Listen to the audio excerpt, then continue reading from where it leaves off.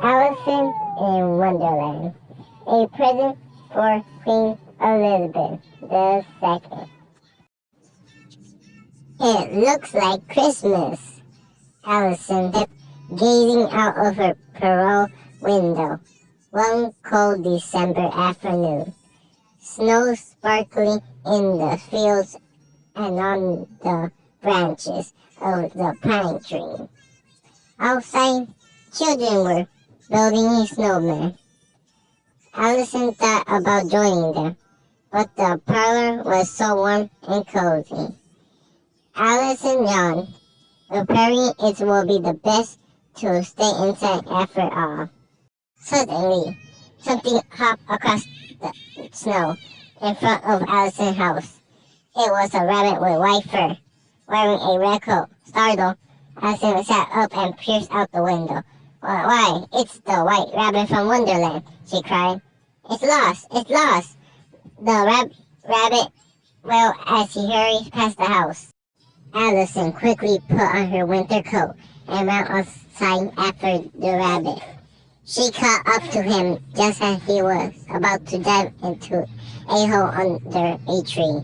Oh, you must let me in through, the white rabbit cried. I lost the Queen of Hearts Christmas present. If I can find it, she'll have my head in a spike. Oh dear, that will be awful. Indeed, Allison said. Please let me help you find it. But the white rabbit simply drove down the hole and out another world. Allison followed the white rabbit, leaving her house far behind.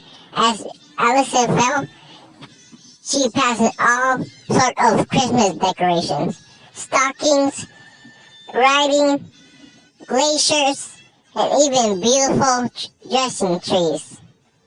Down and down and down, she fell until she landed with a thump.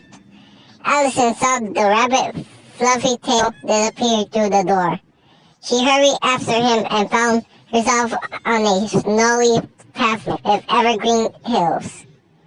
The white rabbit was gone, but Allison could see his footprints in the snow. Allison made her way down the path, admiring the lights on the trees. Why is there fireflies? She exclaimed. All at once the footprints stopped. I lost him again, Allison said with a sigh. Lost who? Someone asked. A toothy smile appeared in one of the snowy trees, following quickly by the purple striped cat around the smile. Cheetah the cat, Allison cried happily. Maybe you can help me. The white rabbit had lost the Queen's present. But that's lost what? The cat interrupted, grinning down at Allison. I thought you said you lost who? Allison frowned. Usually, she quite enjoyed riddles, but she always had such a trouble explaining herself to the cheetah the cat. I didn't lose a what? She said to the smiling cat. The white rabbit did, and now I lost him. Suddenly, the cheetah disappeared, leaving the tree branch empty once again. I can help you with your lost who, he called out, but I can't help you with your lost what. Tried the Mad Hatter.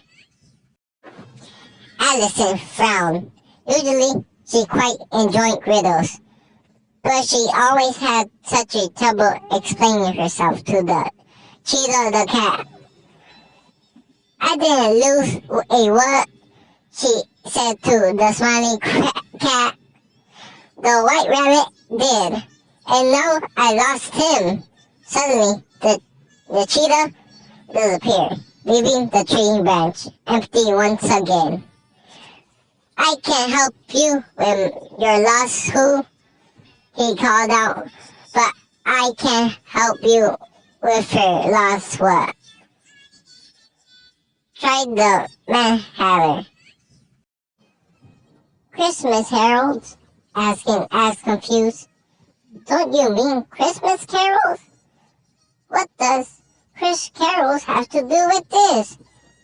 The March Hare asked. Everything knows Harold wrote all the best Christmas songs, added the Mad Hatter.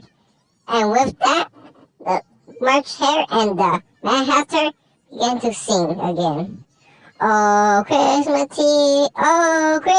tea, with milk and cream we drink the... But that's not how the songs go at all, Alison said, shaking her head. And anyways, I don't have time to sing. The White Rabbit had lost the Queen's present, and suddenly, the Mad Hatter jumped in front of Alison, holding a teapot and a teacup Coca-Cola. He offered Alison the teacup. Don't you mean hot cocoa? Alison replied. This reminds me of a riddle, the Mad Hatter said. What keeps in your head cool in the summer and warm in the winter? A hat, of course, Alison said. With a twinkle in his eye, the Mad Hatter took off his hat, seeing atop his head was a large Christmas present. And lying on top of the present was the tiny, sleepy dominoes. There you go, the Mad Hatter said, grabbing the dominoes. And here you are, the March Hare said, handing Alison the present. Oh, thank you, Alison cried. Now, if you would be so kind. But the Mad Hatter and the Marching Hare were listening and burst into the song again. Alison realized she will have to keep looking for the White Rabbit on her own. Shaking her head, Alison left the clearings. As she made her way through the trees, she saw that the White Rabbit footprints had repeated. She carefully followed them all the way to the Queen Castle. As she approached the gates, the Queen guards grabbed her. The Queen got a reward out of her for your head, one of the guards said. The guards took Alison to the throne room, where the rabbit was busy apologizing to the Queen. I'm sorry, Your Majesty, he said, streaming and I had your present, and then I lost it. The Queen had heard enough. She stood and pointed down at the White Rabbit.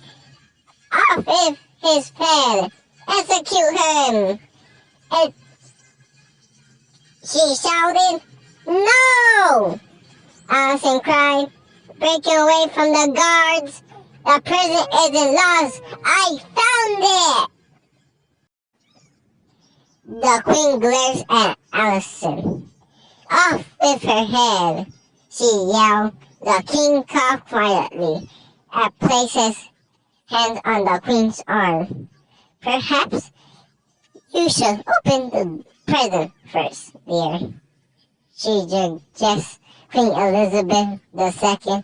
The Queen eyes the present. I suppose I could, she said, tearing off the box wrapping. Her eyes lit up as she pulled out a small Christmas tree. As the Queen of Hearts admires her Christmas gift, a large glimpse appeared in the air next to Alison. Now might be the worst time to slip away, it said. Alison knocked quietly and snuck out the room. As soon as she was safely out of the sight, she began to run, but she slipped on a patch of ice hitting her head. everything went black. When Allison opened her eyes, she found herself back in her parlor. She yawned sleepily. What a strange dream I just had, she said, stretching. Allison looked out the window. Her eyes stopped on the finished snowman. It was wearing a familiar hat and holding a teacup. Allison frowned. Perhaps it hadn't been a dream after all.